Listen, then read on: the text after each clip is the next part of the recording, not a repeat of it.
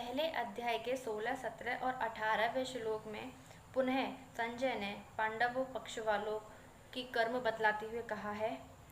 अनंत विजयम राजा कुंती पुत्रो युधिष्ठिर नकुल सहदेवश्च सुघोष मणिपुष्पको काश्यश्च परमेश्वास शिखंडी च महारथ धृष्टद्युम्नो विराटश्च सात्यकिश्चापराजितः द्रुपदो द्रौपदेयाश्च सर्वश पृथ्वीवीपते सौभद्रश्च महाबाहु शंखांदम्नु पृथक पृथक।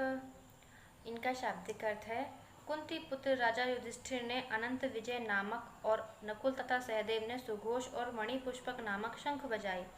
श्रेष्ठ धनुष वाले काशीराज और महारथी शिखंडी एवं धृष्टद्युम्न तथा राजा विराट और अजय सात्यकी राजा द्रुपद एवं द्रौपदी के 5 पुत्र और बड़ी भुजा वाले सुभद्रा पुत्र अभिमन्यु, इन सभी ने ही राजन सब ओर से अलग अलग शंख बजाए।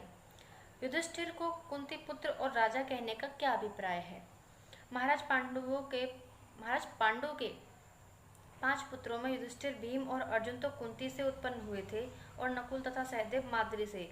इस श्लोक में नकुल और सहदेव के भी नाम आए हैं। युधिष्ठिर और नकुल सहदेव की माताएं भिन्न भिन्न थीं। इसी बात को जानने के लिए और जताने के लिए युधिष्ठिर को कुंती पुत्र कहा गया है तथा इस समय राज्य भ्रष्ट होने पर भी युधिष्ठिर ने पहले राजसूय युग में सब राजाओं पर विजय प्राप्त करके चक्रवर्ती साम्राज्य की स्थापना की थी। संजय को विश्वास है कि आगे चलकर वे ही राजा होंगे। इस समय भी उनके शरीर में समस्त राजचिन्ह वर्तमान हैं, इसलिए उनको राजा कहा गया है। काशीराज, धृष्टद्युम्न, विराट, सात्यकी, द्रुपद तथा द्रौपदी के 5 पुत्र और अभिमन्यु का परिचय पहले प्रासंगिक रूप में मिल चुका है। शिखंडी कौन थे और उनकी उत्पत्ति कैसे हुई थी? इसका उत्तर है, शिखंडी और धृष्टद्युम्न दोनों ही राजा द्रुपद के पुत्र थे। शिखंडी बड़े थे और धृष्टद्युम्न छोटे। पहले जब राजा द्रुपद के कोई संतान नहीं थी, तब उन्होंने संतान के लिए आशुतोष भगवान शंकर की उपासना की थी। भगवान शिव जी के प्रसन्न होने पर राजा ने उनसे संतान की याचना की। तब शिव जी ने कहा, तुम्हें एक कन्या प्राप्त होगी। राजा द्रुपद बोले, भगवान मैं कन्या नहीं चाहता, मुझे तो पुत्र चाहिए। इस पर शिव जी ने कहा, वह कन्या ही आगे चलकर पुत्र रूप में परिणत हो जाएगी। इस वरदान के फलस्वरूप राजा द्रुपद के घर कन्या उत्पन्न हुई। राजा को भगवान शिव के वचनों पर पूरा विश्वास था, इसलिए उन्होंने उसे पुत्र के रूप में प्रसिद्ध किया। रानी ने भी कन्या को सबसे छिपाकर असली बात किसी पर प्रकट नहीं होने दी। उस कन्या का नाम भी मर्दोसा रखा, शिखंडी, और उसे राजकुमारों सी पोशाक पहनाकर यथाक्रम विधि पूर्वक विद्याध्ययन कराया। समय पर दशार्ण देश के राजा हिरण्यवर्मा की कन्या से उनका विवाह भी हो गया। हिरण्यवर्मा की कन्या जब ससुराल में आई, तब उसे पता चला कि शिखंडी पुरुष नहीं है, स्त्री है। तब वह बहुत दुखित हुई। उसने सारा हाल अपनी दासियों द्वारा अपने पिता राजा हिरण्यवर्मा को कहला भेजा।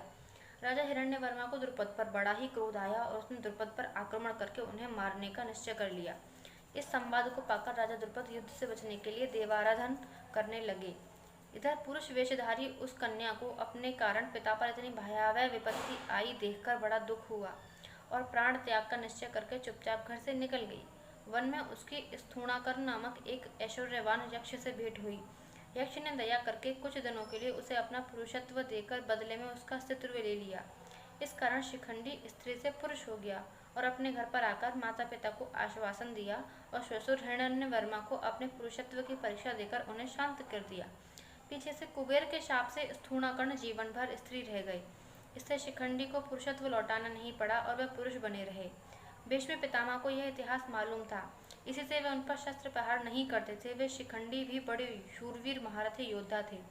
इन्हीं को आगे करके अर्जुन ने पितामह भीष्म को मारा था। इन सभी ने अलग अलग शंख बजाए। इस कथन में कोई अलग खास बात है? तो इसका उत्तर है, सर्वशः शंख के द्वारा संजय ने यह दिखलाया है कि श्री कृष्ण 5 पांडव और काशीराज आदि प्रधान योद्धाओं के जिनके भी नाम लिए गए हैं, उनके अतिरिक्त पांडव सेना में जितने भी रथी, महारथी और अतिरथी वीर थे, सभी ने अपने अलग अलग शंख बजाए। यही खास बात है। जय श्री कृष्ण।